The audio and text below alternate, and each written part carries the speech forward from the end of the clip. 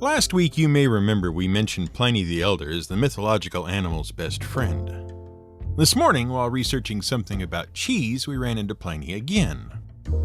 And way back when this show was first getting started, we had to give the nod to Pliny for perpetuating the myth of the Catoblepus, and thereby becoming one of the foundational sources for its inclusion in Dungeons & Dragons. In fact, if you look and listen hard enough, we'd say about 1 in every 4 episodes of GM Word of the Week, for one reason or another, makes reference to Pliny the Elder in some fashion. Because Pliny gets everywhere. He's one of those people who, if you go back far enough, gets his fingers into every pie ancient Rome ever had, and also the pies of several other people as well. Chances are, if you're reading up on something from the ancient world, you'll come across Pliny eventually. He's just lurking out there, waiting to pounce on your good information with all his bad. And we mean that with the deepest possible respect for what he actually accomplished. It's just that some of what he accomplished was flat out wrong, and in many cases, a step backward. And it's important because much of what Pliny the Elder had to say was taken up not just by Rome, but by many of the people who came after the Roman Empire and had to clean up the mess it left behind. As you'll see, most of those people just kept on following Pliny's lead regardless of what road it took them down. And when it came to the pursuit of knowledge and figuring out how the world works after the fall of the Roman Empire, it really was true for a very long time that all roads led to Rome. Or rather, to Gaius Plinius Secundus, Pliny the Elder. This is GM Word of the Week, and I'm Fiddleback. The basic facts are these. Pliny was born in 23 or 24 CE in what is now modern-day Como in northern Italy. Unless, of course, you believe the assertion by 17th century French monk John Hardwin that Pliny was actually born in Verona. An assertion supported by a fragmentary inscription found in a Veronan field by yet another, earlier monk, which claims to be an elegy for Pliny's parents. Possibly. Maybe. Hardwin was fond of doing the sort of thing we generally enjoy doing here. You know, where we tell people that what they believe and know to be correct from common knowledge is in fact totally wrong. Surprise! The difference being that we rarely go in claiming, with little actual evidence in support of it as Hardwin did, that entire swathes of historical works attributed to ancient writers and artists were, in fact, penned by bored 13th century monks. The whole Verona thing might just be more of this sort of tomfoolery, or it might not. In any case, in the 15th century, it was Como that eventually put up a statue to their native son Pliny. So we guess they win. To reiterate, the basic facts are these. Pliny was born in 23 or 24 CE. Period. End of sentence. There is more evidence to support Como as his birthplace than there is to support Verona, though information about who his parents might have been seems to come mostly from that Verona inscription. In any case, we can be fairly certain he had at least a sister named Plinia, and certainly a nephew. Beyond that, he had no wife or children of his own, though he did eventually sort of adopt his nephew, who then took the name Pliny the Younger. The fact that this adoption didn't happen until after Pliny the Elder died is merely a legal formality, and appears to just be how these things were done. We know Pliny was taken to Rome to study. At the time, he received what would be a general education for a typical upper-class Roman. Classes in rhetoric, manners, and general knowledge would have been part of this, as well as a study of poetry. We know Pliny went into the army at about 21 years of age, and since his father had been of the equestrian orders, he took up an administrative position.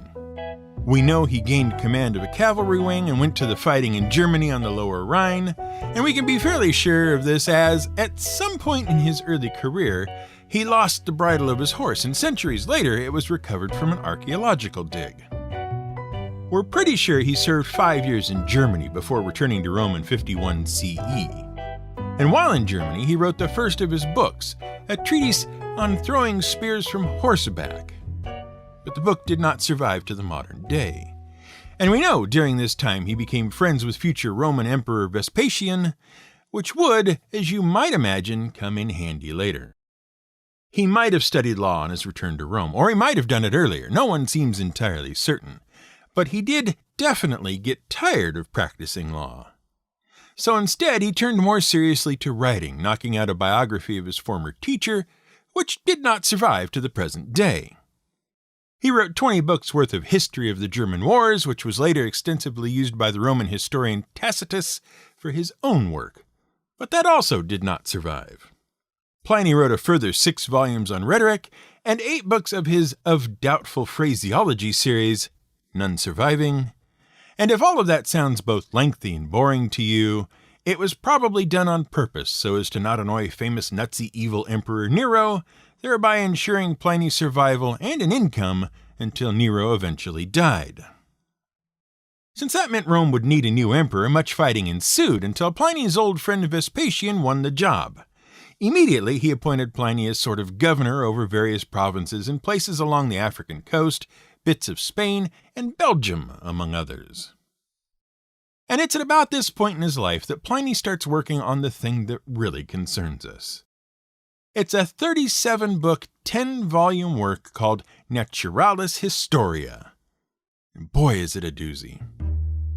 Pliny sets out to record not just a BuzzFeed list of 15 amazing facts about famous cheeses he thinks you might be interested in, but instead a complete catalog of all knowledge available on every subject ever. The entire natural world. Literally everything.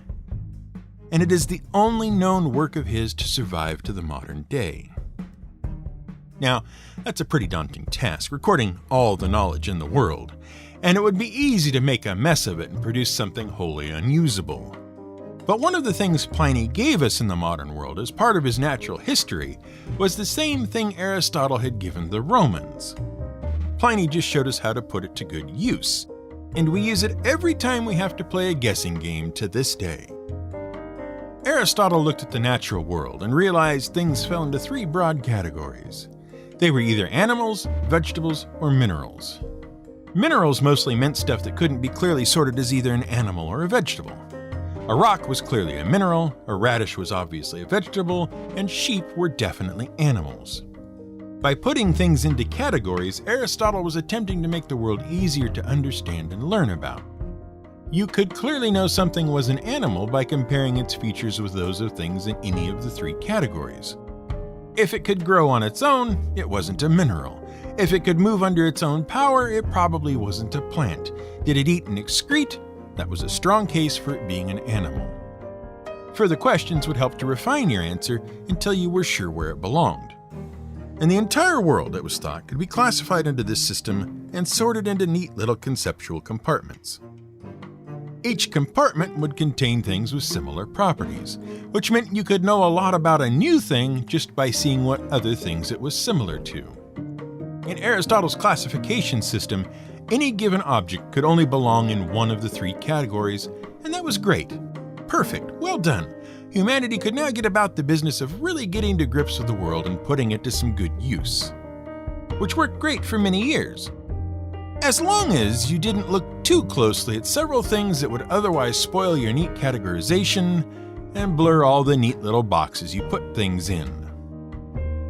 For example, the humble fungus. Go on, what is your typical fungus? Animal, vegetable, or mineral? Here's a hint. No, no, and no. But also, yes, yes, and not really. Sure, nowadays most people know a fungus is some weird combination of animal and vegetable. After all, many fungi exhibit some of the properties of both, especially as our definitions of what constitutes members of the plant or animal kingdom improve. But so weird are fungi that they have to be given a kingdom of their very own. It wasn't long before Aristotle's categorization of things wasn't enough. It was getting so out of hand that Swedish naturalist Carolus Linnaeus, whom we've talked about before, had to come along in the mid-1700s and sort it all out. Well, sort of. He still kept the Aristotelian broad categories, but he further refined them down into a system of taxonomy and classification that would, as you went further down the list, tell you pretty precisely if you had something that already fit with other things, or something that past a certain point didn't fit at all. You can see our episode on tigers for more on that. But we digress. Pliny used, as his basis in natural history, Aristotle's 3 big divisions, and within those divisions takes the reader on a sort of guided tour of the natural world.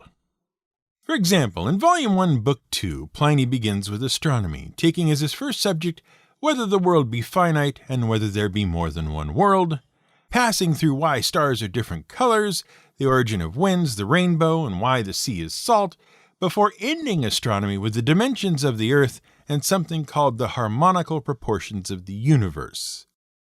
He then proceeds in Book 3 to systematically, across the known world, country by country, city by city, mountain by mountain, and finally on the personal level, to detail such information as was available. By the end, you have a full picture of whatever there was to know about the entire world, its geography, locations, and the important individuals found therein, according to Pliny. And that's the first thing he contributed to the modern world with natural history, a systematic approach to the presentation of comprehensive knowledge. You'd call something similar today an encyclopedia. But there is a second contribution he made, arguably of even greater importance, because what it does is enable that thing that Isaac Newton said about standing on the shoulders of giants. You see, other writers might be happy to say things like, butterflies come from caterpillars, which come from eggs laid by butterflies, and leave it like that. You'd just be forced to read these ludicrous words and accept them as truth all on their own merits, regardless of what you might think of such insanity. Whereas Pliny might say things like, dew settles upon the radish leaf in the early days of spring, but when it has been thickened by the action of the sun, it becomes reduced to the size of a grain of millet. From this, a small grub afterwards arises, which, at the end of 3 days, becomes transformed into a caterpillar. That's right, butterflies come from dew on radishes. What, you don't believe him? Seriously? I mean, look, right there at the bottom of the page, he's got a source and everything. How could you possibly doubt that? He's got a source! And that's the other thing he gave us. Sources, attributions, and citations. It might be that the first guy with the nutso theory about caterpillars and eggs got it from someone else, possibly even a noted butterflyologist who really did know what he was talking about. Or maybe the author just made that up himself to fill in a word count or make himself look good. You'd never know who was responsible for that bit of knowledge, because they were never credited. But Pliny credited everyone he could from every book he ever read. He'd spend whole days having books read to him and notations made, and noting down not just what was said, but who said it and in what book. In all, he claimed over 2,000 books from 200 authors contributed to the text of natural history, and each of them was duly noted in the books themselves. Eventually, his extracts reached to 160 volumes, for which he was offered 400,000 sesterces by the legate of Spain. And Pliny refused. And on top of that pile of information, he added his own experiences and those told to him by others. Pliny, like Newton after him, knew how much he owed to those who came before. He even acknowledged that giving credit is important, and that he has to own up to those who were the means of one's own achievements. And that's the important thing about standing on the shoulders of giants. You have to know who those giants are and why you are standing on them. Pliny gave them credit, so you knew what their authority, and by extension his, was. And you could evaluate a particular source and make judgments based on the information given, and thereby carry on from where they had left off. Even so, authority or not, some of natural history is pretty wild. By about the 14th century, some rather extraordinary holes were poked in the information Pliny had written. But stop and think about that for a second. Even though Pliny was writing in the 1st century, it took 1,400 years or so before his writings really began to be questioned. Up to that point, Pliny the Elder was literally the authority on everything. Entire books were made just by pulling particular bits of information out of natural history and republishing them as new titles. A 4th century compilation of 1,100 pharmacological recipes came largely from Pliny's work, bore his name, and was hugely popular. He was extensively quoted and used as a source for centuries. In fact, it seemed to some folks that his method of researching via the books and works of others had a profound negative effect on the progress of science. Instead of relying on personal observation and direct research, people simply referred to the works of others in order to accumulate new knowledge, no matter how suspect the knowledge they were gleaning from those books was. Especially since the book everyone was using the most was Pliny's. Because let's face it, there are some real humdingers in there. It's entirely valid to say that Pliny had a very loose association with the truth. Aside from those things he directly experienced himself, and even those are suspect, Pliny didn't go to the trouble of doing much, if any, research on his own. The modern take on Pliny, as charitably put as it could be, comes from Grundy Steiner of Northwestern University in 1955. He was not an original, creative thinker, nor a pioneer of research to be compared either with Aristotle and Theophrastus or with any of the great moderns. He was, rather, the compiler of a secondary source book. But the real value of Pliny's work isn't in the so-called facts it purports to contain. Rather, it's in the fact of its survival into the modern day. See, without Naturalis Historia, there are hundreds of works, authors, and assorted other Roman and Greek figures we wouldn't know about at all. They aren't mentioned anywhere else in any other context. Historical events and even day-to-day Roman life would be, by and large, a mystery to us, as Pliny's text is one of the few large works to make it this far. For example, he covers sources of purple dye, which we talked about in our purple episode, the invention of fish and oyster farming. He describes various aspects of beekeeping and horticulture, talks about medicine and the use of various plants, and even describes Roman mining methods. He's better on art than most other subjects, and much of his personal observations and opinions can be found in that volume, which is good because his story is just about the only work from the period that still exists and lists not only the works of art, but also the artists who created them and the Greek and Roman authorities on the subject. A lot of the rest is just silly, though. We know what he has to say about the Catoblepus, which we point out yet again never actually existed as described.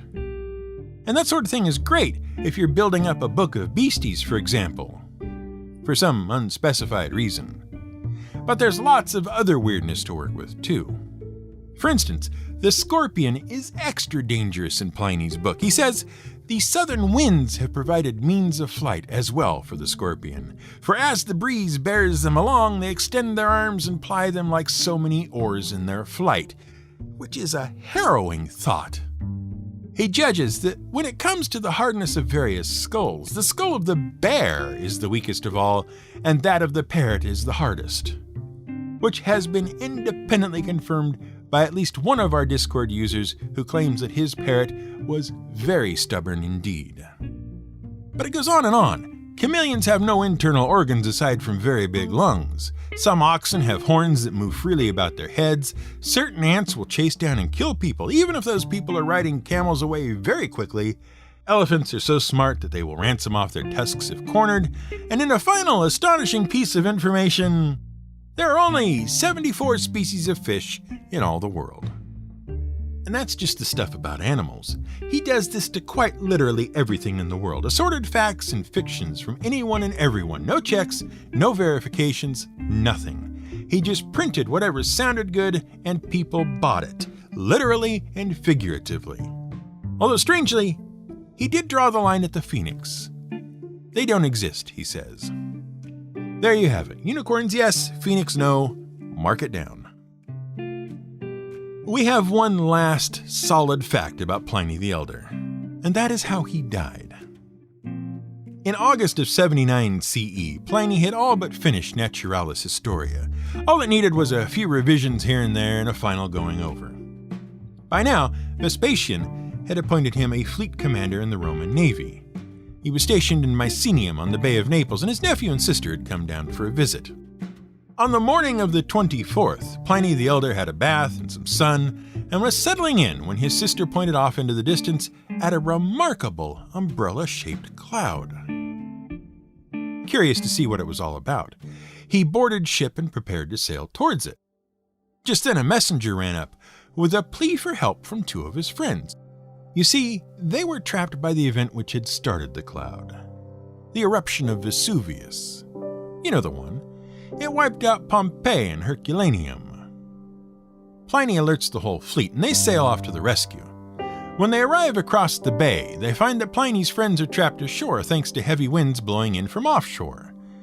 No fear, Pliny orders his boat to shore near his friends and greets one of them, unable to find the other. They make to leave, but discover that they also are unable to do so thanks to those same winds. And then, crazily, Pliny does possibly the weirdest thing ever. In order to reassure his friends and the rest of the party, with a volcano going off not far enough away for anyone's comfort, they all go back into town and have a party.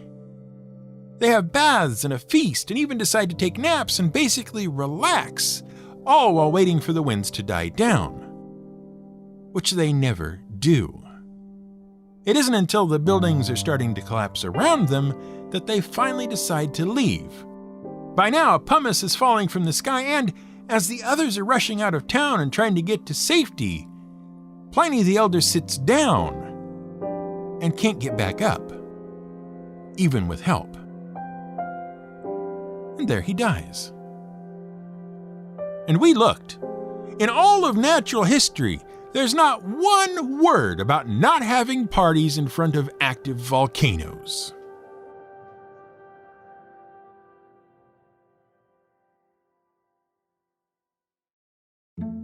We hope you enjoyed this episode of GM Word of the Week. If you did, why not tell your friends about it? They'd probably like it too. Why not? We're supported by the generous pledges of our patrons on Patreon. Join us to get early episodes, transcripts, and more. Head over to our website at gmwordoftheweek.com, where you'll find information on how to support the show, subscription links, and all of those nifty older episodes we told you about.